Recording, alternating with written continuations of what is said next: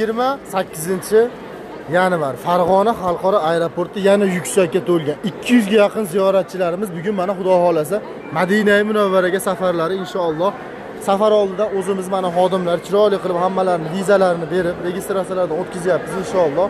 Hammasi osoyish, barkamol. Bunaqasi bilasizlar faqat yuksakda. Kuzatishda davom etinglar xizmatda.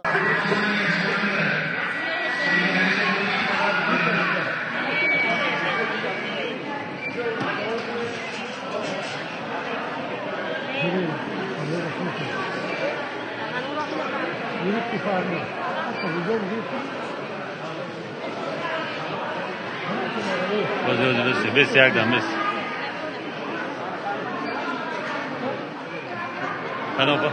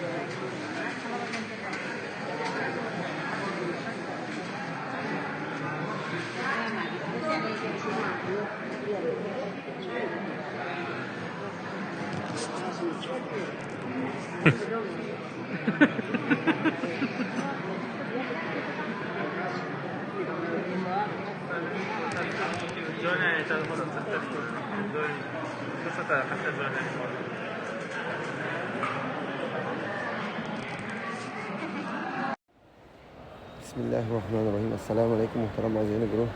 Mana inshaalloh manlar aeroporti Madina qariyb peshvozgiri ziyoratchilik guruhi Ispan Bromadan. Hozir samolyot o'rnatdim. Hozir Bromadan samolyotdan inshaalloh. Hozir video rasm qildim потом. Mana aeroporti shahri Madina.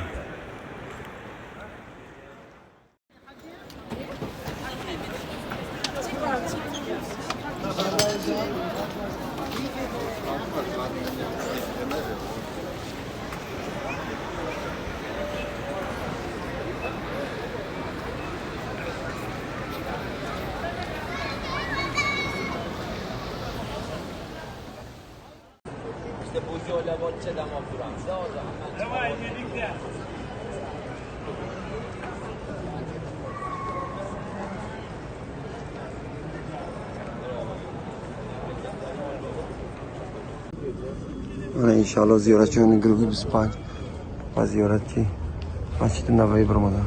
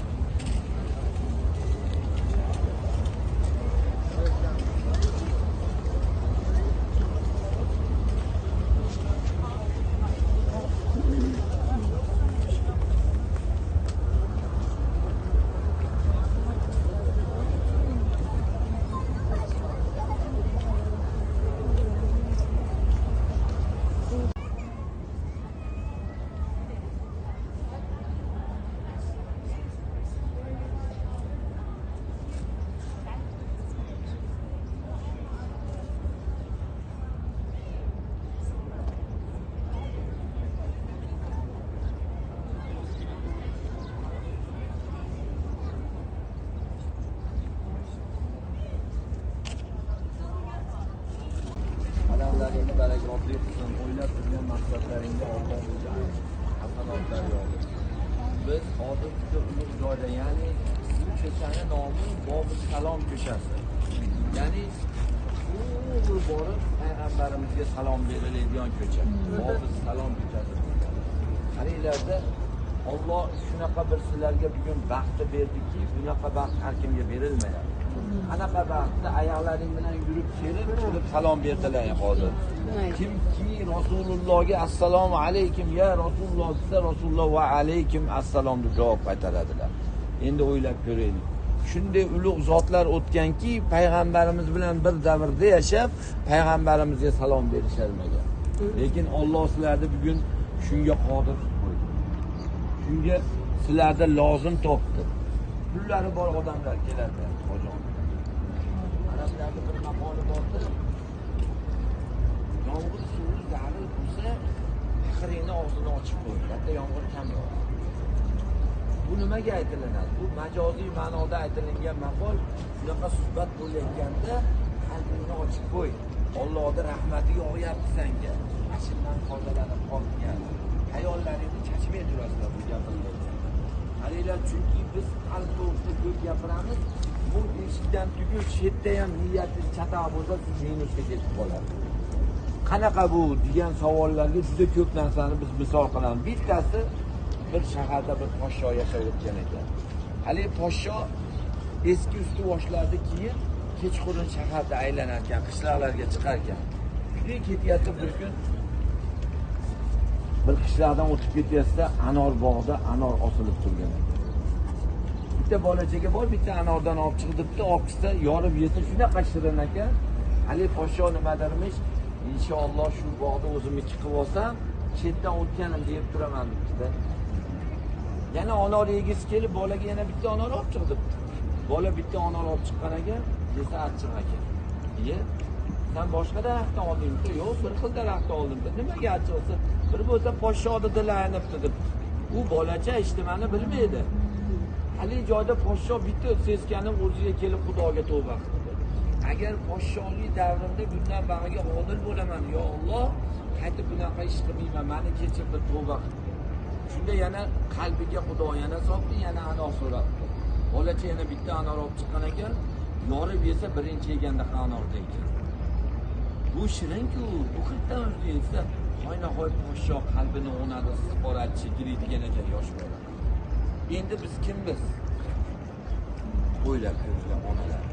Sizlarning yoshlaring, ko'plaring qancha ulug' yoshlar. Ko'plaring ho mehrobgacha bo'lgan joy bu dunyoda ortishgan jannat deganlar. Mana endi jannatda nima duo qilishni ijobat qilganda, olma yegiz kelsa, bunday qilsin, olma daraxtining shoxi kelarkan olib yetkazsiz.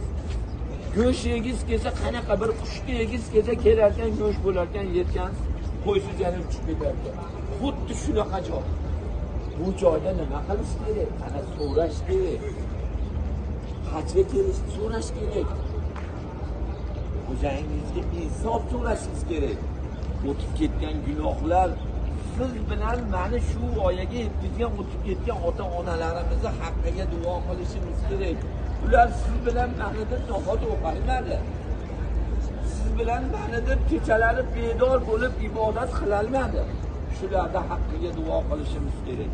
Agar kimki otasini, onasini xursand bo'lishi, qabrda yaxshi yotishini xohlasa, chunki salovat aytilganda otani nomi arshda zikr qilindi. Ana arshda zikr qilindimi? Albatta katta mukofot bor. Arshda eslangan otani hech qachon azob berilmaydi. Onalarim, shunga xushol bo'linglar. Ibodatga mahkam bo'linglar. Qolgan narsalaringni inshaalloh chetda biz hamma yoqqa yordam beraman. Boshqa gruppa demayman. Birga ziyoratlarga chiqamiz inshaalloh.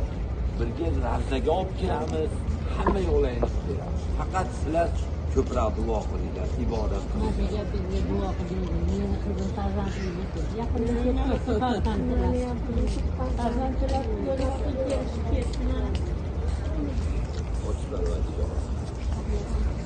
o'zing chevarsan. Men bir ojizman pokparvar. Bu onalar mendan duo so'rashyapti. Alloh duolarni qabul qiluvchisan o'zingsan. O'zing bularni xatlarini bilib turibsan. Onalarni duosi ijobat degansan pokparvardigor. Bu onalarimizni qizlariga o'zing rozi bo'ladigan qizdir, o'g'ildir, ahli solih jannat zurriyot nasib qilgin pokparvardigor. Ulug' joyda turibmiz. Rasulullohni o'zingga vasila qilib so'raymiz pokparvardigor. O'sha qizlarimizdan xonadonlarda yig'i ovozi, chaqaloqni yig'i ovozi chiqish nasib qilgin pokparvardigor. Bag'rilarni to'ldirib farzand olib kelish nasib ro'zaylarga pokparvardigor. Bizni sinamagin Alloh. Biz betoqatlik pokparvardigor. Toqatimiz yetadigan narsani bergin Allohim. Bu onalarda xursand bo'lib farzand ko'rdik, ish nasib qilib ko'rishmaydi pokparvardigor. Hammalarimizda ham bor pokparvardigor. Hammalarimizda ham o'ylab turgan shar'iy maqsadlarimizga o'zing erishtir. Amin. Amin.